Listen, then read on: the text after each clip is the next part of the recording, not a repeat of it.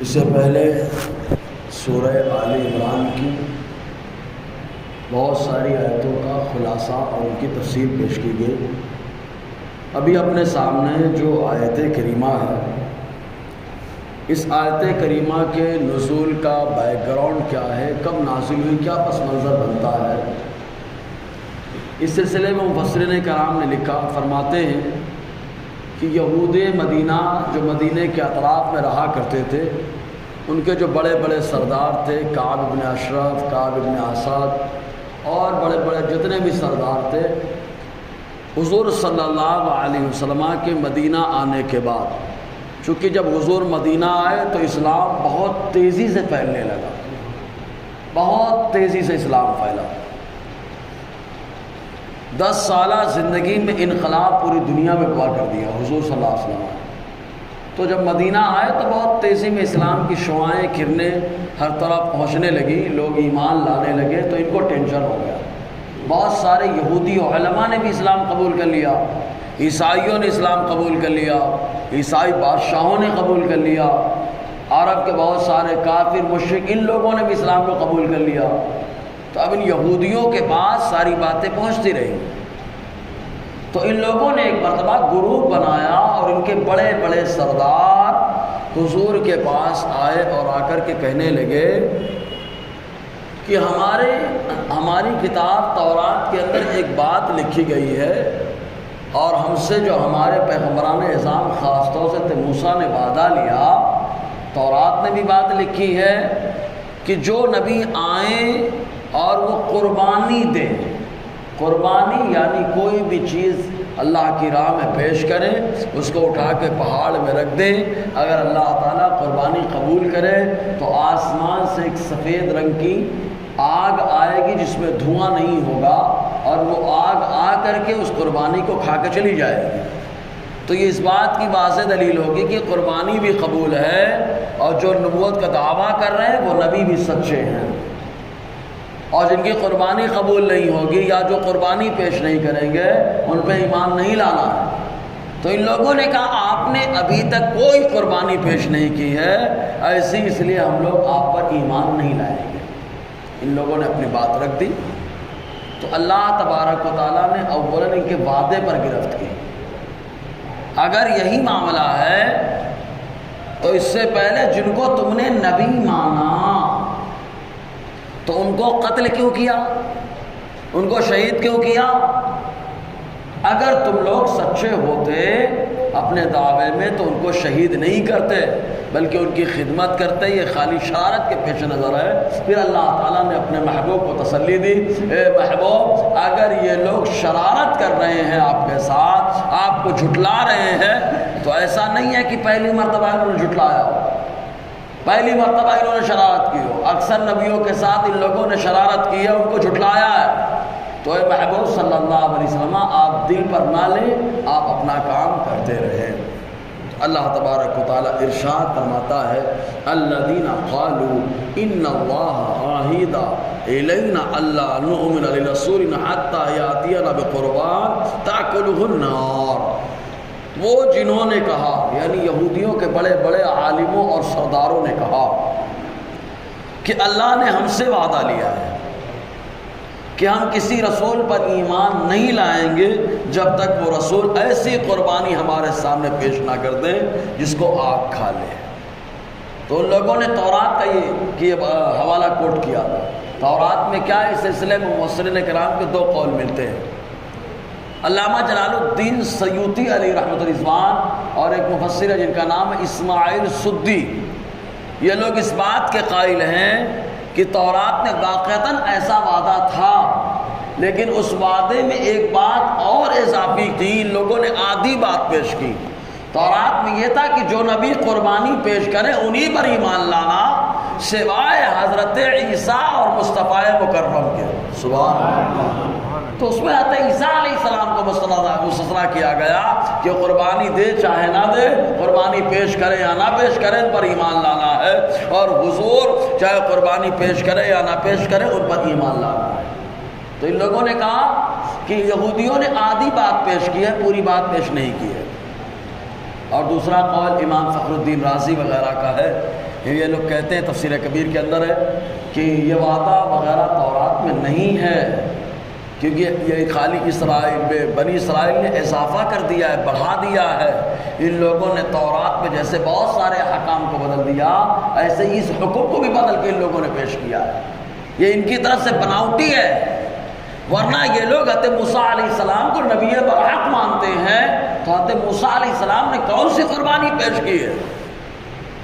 کون سی قربانی پیش کی کہ پہاڑ پر رکھ دیا ہو، کوئی بھی چیز جانور ہو یا کوئی بھی سامان، آسمان سے سفید آگ آئی ہو جس میں دھواں بھی نہ ہو، اس آگ نے آ کے کھا لیا؟ اگر تورات کے اندر یہ بات ہوتی تو حضرت موسیٰ پہلے کر کے بتاتے۔ یہ لوگ حضرت عزیر کو نبی مانتے ہیں، حضرت عزیر نے بھی ایسی قربانی پیش نہیں کی۔ یہ لوگ جن کو نبی مانتے ہیں ان لوگوں نے قربانی نہیں پیش کی، تو پھر یہ بات ان کی طرف سے اضافہ کر دی گئی ہے تورات کے اندر۔ یہ امام فخر الدین رازی وغیرہ کا قول ہے۔ اور قربانی کی جہاں تک بات آئی ہے تو ایک بات سمجھتے چلیں، اللہ تبارک و تعالیٰ نے دو چیزوں کے بارے میں اس امت پہ خاص کرم کیا، خاص کرم کیا۔ پہلا کام، ایسے تو بہت ساری چیزیں ہیں، جیسے عبادت کا معاملہ ہے، پچھلی امتیں کہیں گھر میں نماز عبادت نہیں کر سکتی تھی، دکان میں بھی عبادت نہیں کر سکتی تھی، پچھلی امتیں عام جگہ نہیں عبادت کر سکتی، تو ان کو عبادت کرنا ہے تو عبادت گاہ میں آنا پڑے گا، وہیں عبادت ہوگی۔ لیکن واہ امت محمدیہ مصطفیٰ کی رحمت ایسی ملی کہ حضور فرماتے ہیں جعلت لنا الارض مسجدا وطہورا، اللہ تعالیٰ نے پوری روئے زمین کو ہمارے لیے سجدہ گاہ بنا دیا ہے۔ جہاں پر جو ہے مسجد نہیں آ سکتا وہیں پہ نماز پڑھ لے، اللہ تعالیٰ اس کی نماز کو قبول فرمانے والا ہے۔ تو اسی طریقے سے ایک رحمت یہ بھی ہے کہ قربانی کا گوشت اللہ تعالیٰ نے ہم کو کھانے کی اجازت عطا فرمائی ہے۔ انہی میں سے ایک رحمت یہ بھی ہے کہ مال غنیمت جو ہوتا ہے اللہ تعالیٰ نے اس کو ہمارے لیے حلال قرار دیا ہے نا۔ اب قربانی کا معاملہ تھا، تفصیل میں دیکھیں، پہلے معاملہ یہ ہوتا تھا کہ کوئی بھی قربانی کرے تو اس کو پہاڑ پہ لے جا کے رکھنا پڑتا تھا، جیسے کہ سب سے پہلے یہ حکم حضرت آدم علیہ السلام نے دیا۔ کس کو دیا تھا؟ جب اقلیمہ کے بارے میں جھگڑا کیا تھا حابیل اور قابیل نے، کیونکہ دونوں دعوے دار تھے، دونوں نے کہا ہم شادی کریں گے، ہم شادی کریں گے، ہم شادی کریں گے۔ معلوم ہے حضور فرماتے ہیں میں نے اپنی امت کے اوپر سب سے بڑا فتنہ عورتوں کا فتنہ دیکھا ہے، سب سے بڑا فتنہ، سب سے زر رسا عورتوں کا فتنہ ہے کہ اس کی وجہ سے قتل بھی ہوئے ہیں، اس کی وجہ سے لوگوں نے دین کو بھی چھوڑا ہے، اس کی وجہ سے لوگ نہ جانے کتنی خرافات کرتے ہیں۔ حضور صلی اللہ علیہ وسلم نے فرمایا سب سے بڑا فتنہ عورت کا فتنہ ہے، حضور فرما رہے ہیں۔ تو اقلیمہ کے بارے میں جھگڑا ہو گیا، آزمائش ہو گئی، دونوں بھائی دعوے دار ہیں، دونوں کہہ رہے ہیں ہم شادی کریں گے، ہم شادی کریں گے، ہم شادی کریں گے۔ کہا وقت کے نبی بھی ہیں، والد بھی ہیں، اللہ تعالیٰ نے اپنا خلیفہ بھی بنایا ہے، انہی سے مسئلہ پوچھ لیا جائے حل کیا ہوگا۔ حضرت آدم علیہ السلام نے ایسا حل بتایا جس حل کا حل یہ ہے کہ اللہ تعالیٰ خود اس کا فیصلہ فرمائے۔ کہا کیا کرنا ہے؟ کہا قربانی پیش کرو۔ تو ایک کھیتی باڑی جو کرتے ہیں انہوں نے گیہوں کو رکھ دیا، اور ایک بکری چراتے تھے انہوں نے بکری کو ذبح کیا، اٹھا کے گوشت کو رکھ دیا پہاڑ پر۔ اب اللہ تبارک و تعالیٰ نے آسمان سے آگ بھیجی، بغیر دھوئیں والی سفید رنگ کی آگ، اور حابیل کی قربانی کو اس نے کھا لیا اور قابل کی قربانی کو نہیں کھایا۔ اور حضرت آدم علیہ السلام نے فیصلہ کیا کہ جس کی قربانی قبول ہوگی وہی نکاح کرے گا، تو حابیل کی قربانی قبول ہو گئی تو اقلیمہ سے نکاح کر دیا گیا۔ اب دیکھو یہاں قربانی قبول ہوئی، حابیل قابل کو ٹینشن ہو گیا کہ آگ میری قربانی کو کیوں کھانے کے لیے نہیں آئی، کیوں نہیں آئی، تو بات ٹینشن میں تھا۔ ایسے وقت میں شیطان کا وار بڑا خطرناک ہوتا ہے، جب آدمی ٹینشن میں ہو یا کسی کے حسد اور جلن میں ہو تو ایسی صورت میں آدمی کے اوپر شیطان کا وار بڑا خطرناک ہوتا ہے۔ شیطان نے وار کیا اور آ کر کے قابل سے بولا کہ تمہاری قربانی کہاں سے آگ کھاتی، ارے تم آگ کی پوجا ہی نہیں کرتے، تمہارا بھائی حابیل کرتا ہے، اگر تم آگ کی پوجا کرنے لگو تو تمہاری بھی قربانی قبول ہو جائے گی۔ اب یہ کوا کان لے گیا، اس کے اوپر دماغ میں بھوت چڑھا ہے، کیا اس بات کا ذہن بنا ہوا ہے کہ شادی کرنا ہے، قربانی قبول ہونی چاہیے۔ تحقیق کرنے بھی نہیں گیا کہ اپنے بھائی حابیل سے جا کے پوچھ لیتا کہ تم واقعتاً آگ کی پوجا کرتے ہو، لیکن شیطان کے بہکاوے میں آ گیا، ابھی تک خالی اپنے بھائی سے حسد کر رہا تھا، اب قربانی قبول ہو گئی، اپنے والد اور ایک نبی کے حکم کو بھی ٹالا۔ اب دیکھو حسد میں آدمی پہلے نیکیاں برباد ہوئیں، اب ایمان برباد ہونے کی باری آ رہی، اسی لیے حضور نے فرمایا حسد میں پہلے نیکیاں برباد ہوتی ہے، پھر ایمان بھی چلا جاتا ہے، ایمان بھی چلا جاتا ہے، اتنا خطرناک حسد ہے۔ چنانچہ شیطان نے ورغلایا، بھائی سے پوچھنے بھی نہیں گیا، ڈائریکٹ آگ کی پوجا شروع کر دی۔ زمین پر سب سے پہلے آگ کی پوجا کرنے والا قابیل تھا، اور پوجا کرنے کے سبب پہ غور کریں گے تو معلوم یہ ہوگا عورت کی محبت، پوجا کرنے کا سبب معلوم کریں گے تو معلوم ہوگا بھائی سے نفرت و حسد و جلن، آگ کی پوجا کرنے لگا، دیکھیں ایمان برباد ہو گیا، وہ قربانی۔ ہاں ایسے لوگ سوال کرتے ہیں ابراہیم علیہ السلام نے جو دمبا ذبح کیا تھا اس کے گوشت کا کیا معاملہ تھا؟ جنت سے آیا تھا، جنت کے سامان کو آگ نہیں کھا سکتی ہے، ہم بھی کہتے ہیں نہیں کھا سکتی ہے، لیکن اس زمانے میں مقبولیت کی نشانی یہ ہے کہ آسمان سے آگ آئے اور کھائے تو اللہ کا حکم ہو تو اللہ تعالیٰ جس سے چاہے اس کے لیے حلال فرما دیتا ہے نا، تو اس آگ نے کھایا، ایسے ہی مال غنیمت کا حکم رہا۔ تو ان لوگوں نے ایک کسوٹی پیش کر دی، لیکن واہ امت محمدیہ، پہلے خالی حضور نے 3 دن کھانے کی اجازت دی، پھر اس کے بعد کہا جب تک چاہو کھاؤ، کلو وتصدقوا وادخروا، حضور نے فرمایا کھاؤ، صدقہ کرو اور اٹھا کر فریزر میں بھر لو، یعنی جمع کر لو، جب تک چاہو کھاؤ، آقا علیہ السلام نے فرمایا جب تک چاہو کھاؤ، وادخروا، ذخیرہ کر لو، حضور فرما رہے ہیں، یہ رحمت ہی رحمت ہے سرکار۔ تو اللہ تعالیٰ فرماتا ہے قربانی، ورنہ اچھا قربانی خاص اسپیشل، ورنہ مصطفیٰ جان رحمت نے جیسی قربانیاں کی ہیں شاید کسی نے ایسی قربانی کی ہو یار، ایک بکرا لائے، ایک دمبا لائے تو پوری امت کے نام سے قربانی کر دی، سبحان اللہ، پوری امت کے نام سے قربانی کر دی۔ ایسی قربانی مصطفیٰ نے کی کہ جبرائیل آ گئے ہیں اور آ کے کہتے ہیں سرکار آج زمین پر قربانی کر رہے ہیں، فرشتے اس کی خوشی آسمان پر منا رہے ہیں، مصطفیٰ کی قربانی ایسی۔ ارے ضروری نہیں کہ آگ آئے ہر دور میں حکم، اس کا جو ہے نا انداز بدلتا رہتا ہے، اس دور میں انداز یہ آ گیا کہ مصطفیٰ قربانی کریں، جبرائیل خوشخبری سنائیں، فرشتے جشن منائیں۔ تو اللہ تبارک و تعالیٰ فرماتا ہے کہ ان لوگوں نے کہا اللہ نے ہم سے وعدہ لیا، یہودیوں سے اللہ نے وعدہ لیا، ڈائریکٹ یہ کہاں چلے گئے؟ اللہ نے ان سے کیسے وعدہ لے لیا؟ تو اگر وعدے کی بات کریں گے تو نبی کے ذریعے سے یا کتاب کے ذریعے سے؟ جیسے اللہ تعالیٰ نے ہر ایمان والے کو نماز پڑھنے کا حکم دیا ہے، کس کو حکم دیا ہے؟ کس کو؟ یہ ایمان والے کہاں چلے گئے؟ آسمان پہ گئے تھے کیا؟ تو یہ تو ایمان والے ایک دم بے دھڑک بولے گا دھاس ہے کہ ہم نہیں گئے تھے لیکن ہمارا نبی ضرور گیا ہے، اور ایسا گیا کہ ہمارے سامنے ایسی کتاب لا کے دے دیا جب پڑھو اللہ تعالیٰ لذت عطا فرما دیتا ہے، سکون بھی عطا فرما دیتا ہے۔ جی تو اللہ نے ہم سے وعدہ کیا اللہ نؤمن لرسول، ہم کسی رسول پر ایمان نہیں لائیں گے حتی یاتینا بقربان، یہاں تک کہ قربانی ہمارے سامنے پیش کرے، قربانی پیش کرے ہم ایمان لے لیں۔ رسول اور نبی،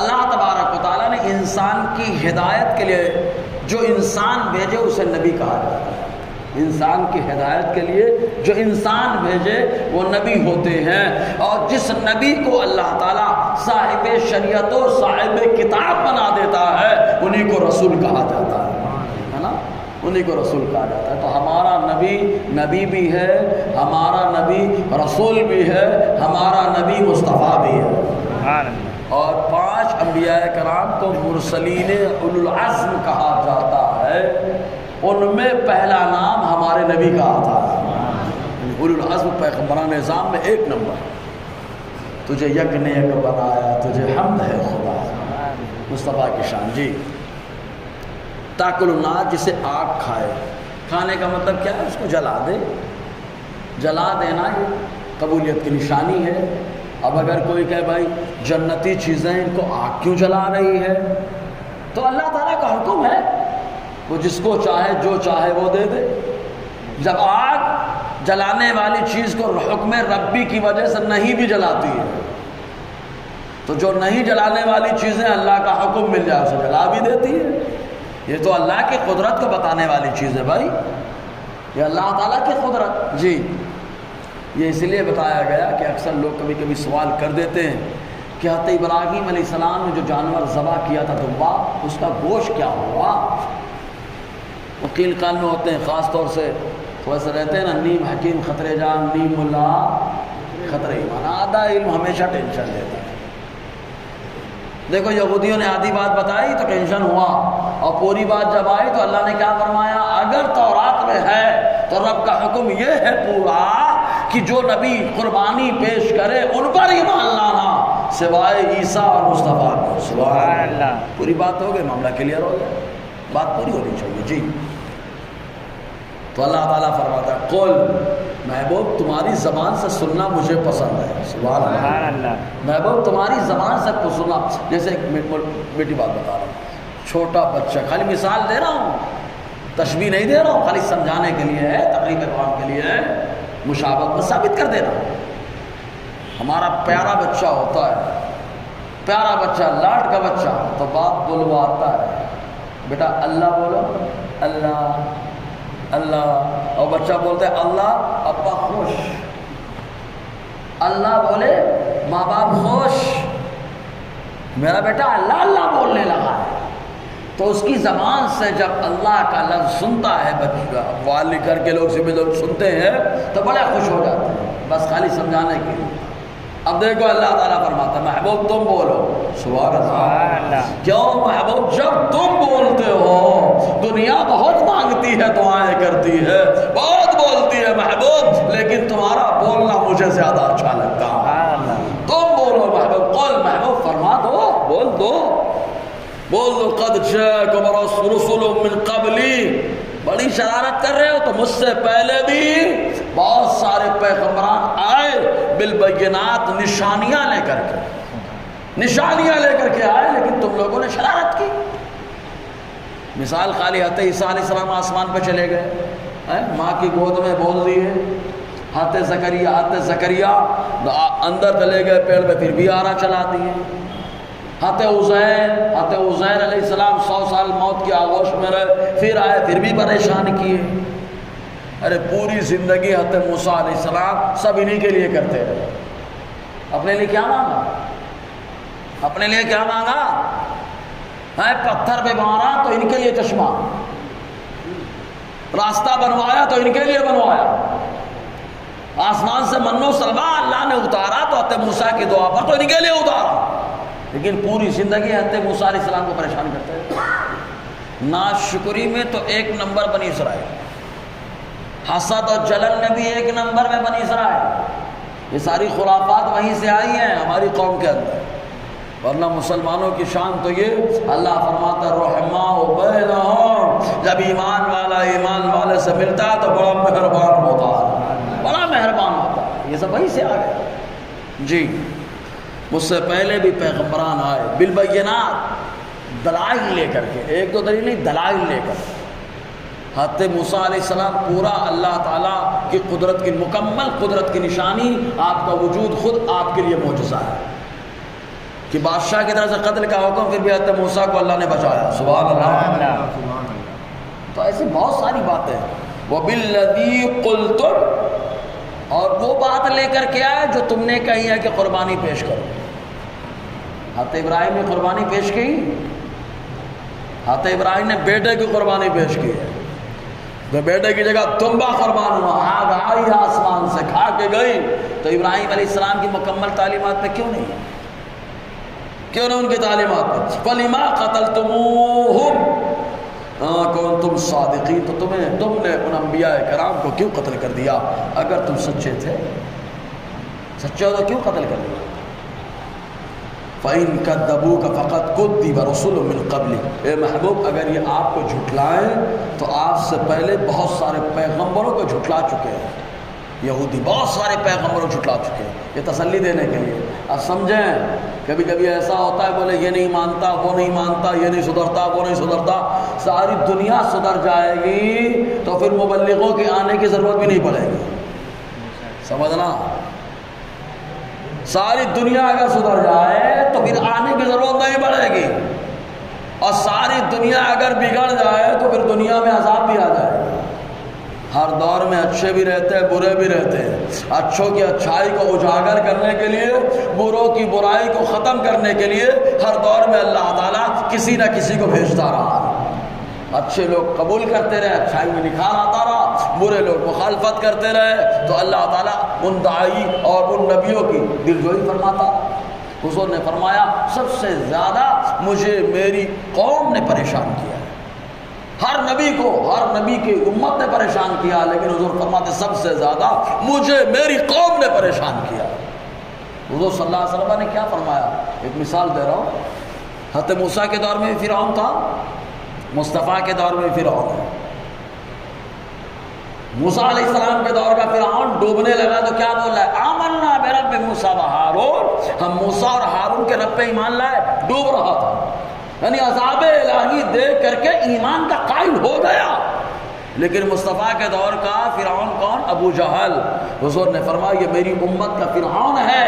جب اس کی گردن کاٹی جا رہی تھی، عبداللہ ابن مسعود کاٹنے کے لیے تلوار اٹھائی تو کہتا ہے گردن کے قریب سے کاٹنا تاکہ سروں کے بیچ میں رکھا جائے تو معلوم ہو کسی سردار کا سر ہے۔ اتنا شقی، اتنا بدبخت کہ موسیٰ علیہ السلام کے دور کا فرعون عذاب دیکھ کے ایمان لے آئے، کلمہ پڑھنے لگے، ایمان کی بولی بولنے لگے، اور یہ عذاب دیکھنے کے باوجود سدھرنے کا نام نہیں لے رہا۔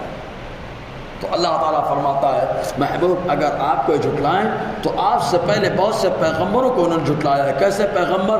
جاءوا بالبینات، جو دلائل لے کر کے آئے، ایک سے ایک دلیلیں لے کر کے آئے، والزبر، اور صحیفے اور کتابیں لے کر کے آئے، بالکتاب المنیر، اور روشن کتابیں لے کر کے آئے، ان کو بھی ان لوگوں نے جھٹلایا ہے۔ اب ظاہر سی بات ہے شرارت کرنے والے ہیں، اچھائیاں کرنے والے ہیں، تو اچھائی کرنے والوں کی اچھائی کا بدلہ اور شرارت کرنے والوں کی شرارت کا بدلہ کہیں نہ کہیں تو ملے گا۔ تو جہاں ملے گا شروعات کہاں سے ہوگی؟ کہاں؟ موت سے ہوگی۔ اس لیے آگے کی آیت میں موت کا تذکرہ ہے، انشاءاللہ اس پر روشنی رہے گی۔ اللہ تعالی ہم سب کو فیضان قرآن، برکات قرآن سے مالا مال فرمائے۔ اس سے پہلے